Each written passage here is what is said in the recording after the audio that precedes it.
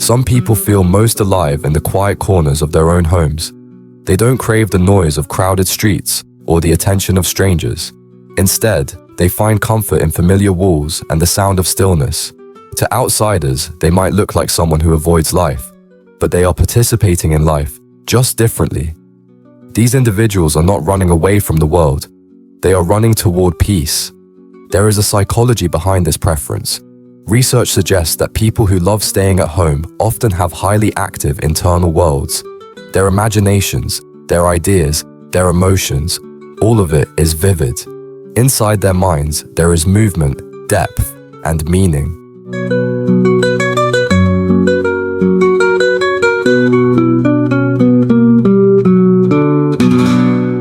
Home is not a hiding place. It's a sanctuary where all of that can breathe. Psychologists sometimes call this high internal self-presence, the ability to feel more connected to one's inner world than the outer one. These people don't need loud excitement to feel joy. They can stare at a window, sip a warm drink, and experience a kind of fulfillment that others chase in distant places. Their hearts don't beat faster in crowds. They beat steadier in silence. But here's the interesting part. It wasn't always this way. Many of them once tried to fit into the rushing world.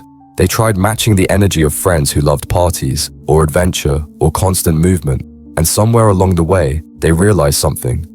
Their calm wasn't a flaw. Their desire for solitude wasn't a weakness. It was just who they were. I remember the first time I understood this. I thought that constantly staying home would make me feel left out or lonely, but instead, I felt understood by the space around me. I realized I didn't need noise to feel alive. I didn't need everyone's eyes to feel seen. I began to value the sound of turning pages more than the sound of applause. That's when I understood. Peace is also a way of living. Staying home does not mean being alone. Sometimes it means being with yourself and truly listening. And that is something the busy world often forgets to do. There is a unique trait shared by many people who prefer staying home: introspection. They think deeply. Every small moment can become a story. Every memory, a lesson. They feel emotions fully. Joy becomes rich. Sadness becomes art. Hope becomes direction.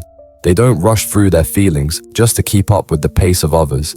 They take time to understand them. Scientific studies even show that people who enjoy solitude score high in creativity, empathy, and emotional intelligence. Their calm allows them to understand people better, even if they themselves are not always understood. But sometimes the world mislabels them. You're missing out. You should socialize more. Don't you get bored? These words can sting, because they imply that homebodies are somehow incomplete. Yet many of life's greatest thinkers, artists, and innovators were homebodies. They didn't always stand in crowds. They stood in their rooms, refining ideas that would change the world. Maybe that's the hidden truth. Silence has its own form of communication. It teaches patience, it teaches observation, and it teaches a kind of strength that doesn't need attention to exist. Still, here's a curiosity. If home feels so safe, what are they protecting themselves from? Sometimes it's overstimulation. People who love staying home can feel deeply affected by noise, chaos, or emotional unpredictability.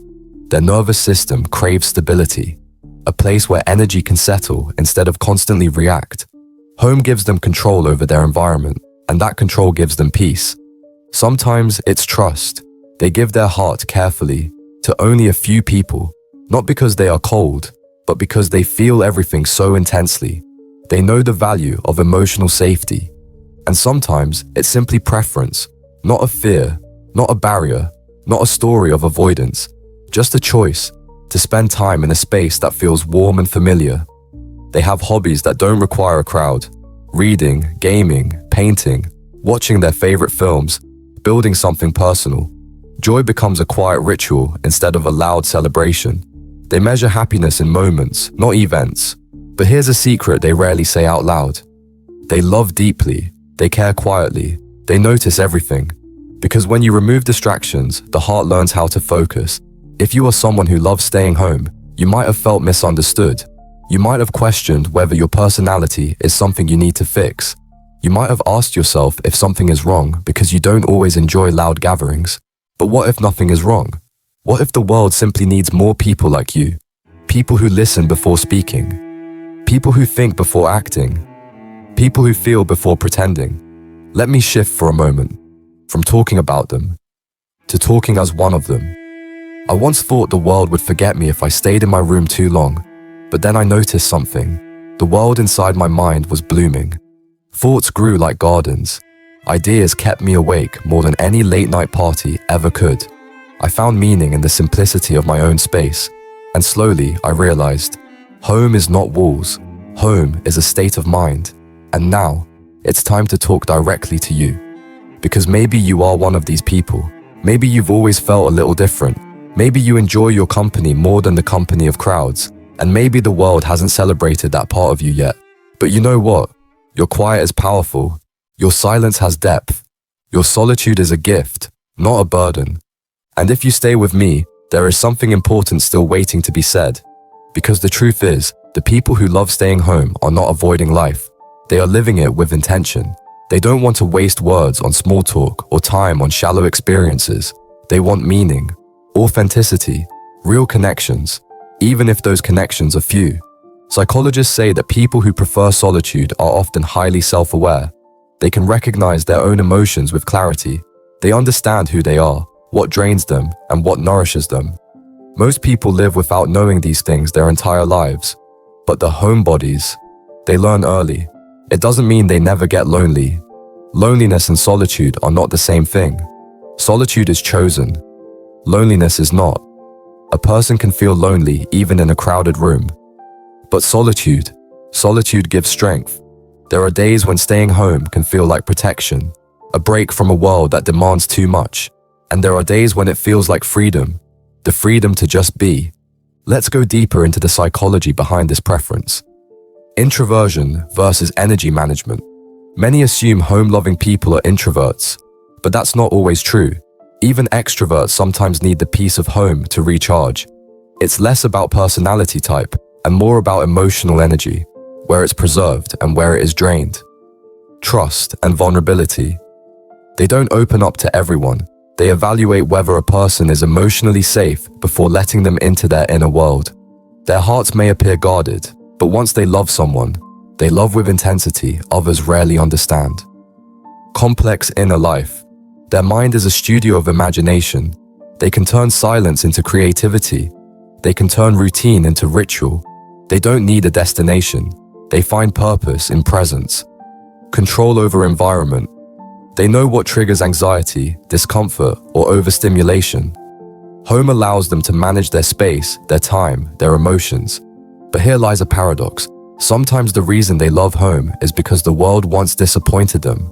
A broken friendship, a trust that was betrayed, a moment when their feelings were too big for others to hold. So they built a space where they didn't have to apologize for who they are. If you've ever chosen to stay home because the outside world felt heavy, you're not alone. You are learning to protect your peace. And that's a form of emotional wisdom. Yet staying home doesn't mean you don't dream. Your aspirations are not small. They're just internal. You dream of doing something meaningful, something beautiful, something that reflects who you truly are. You don't want 100 people cheering. You want one person who genuinely understands. And maybe you're waiting for the right moment, for the right people, for the world to feel a little softer. Here's something personal, and maybe you'll relate. Home is the one place where you don't fear judgment, where you don't have to perform, where exhaustion melts into comfort. Some days, you step to the window and watch life continue outside. Cars rushing, people moving, the noise of urgency everywhere. And you quietly smile, because you know the real treasure is inside. Still, the world will always try to convince you otherwise. Society glorifies constant hustle, as if rest is laziness, as if stillness is failure. But the truth is, rest is part of growth, stillness is part of clarity, silence is part of understanding. You may be at home more than others, but your life is not paused. You are observing, healing, becoming. And because you feel deeply, you love deeply. Your relationships, even if limited, are authentic. If someone is in your life, they matter. You give them loyalty, gentleness, and attention that most people are too distracted to offer. You notice the small things, the sigh someone hides, the message someone doesn't send, the strength behind someone's silence. You're the kind of person who understands emotions not just through words, but through pauses. And maybe that makes you a rare kind of strength. There is a beautiful quality people overlook. Those who love staying home often have self-companionship. They don't fear their own thoughts. They don't run from their emotions. They can sit with themselves and still feel whole. That is not loneliness. That is self-connection. So let me talk to you directly now, clearly, honestly. You are not strange for loving the comfort of home. You are not unambitious. You are not fragile. You are not missing out on life. You are building a life that doesn't exhaust you. And one day, when the time is right, when the world outside feels a little more aligned with your heart, you will step out, not because you're forced to, but because you choose to. And that choice will make the outside feel even more beautiful. Until then, drink your warm coffee slowly. Keep discovering the worlds inside your own mind. Keep protecting your peace. Keep loving quietly but deeply, because the people who love staying home are the ones who make the world feel like home.